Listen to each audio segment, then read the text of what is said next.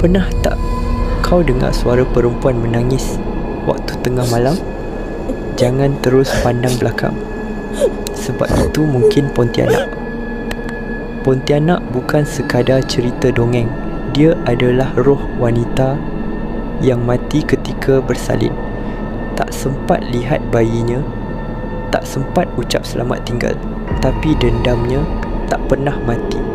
Mereka kata, kalau kau dengar dia menangis perlahan, itu maknanya dia masih jauh.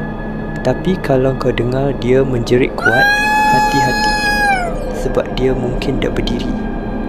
Betul-betul belakang kau. Suka muncul dalam bentuk wanita cantik, rambut panjang, senyuman manis. Tapi bila dia dekat, dia buka mulut, wajah penuh darah.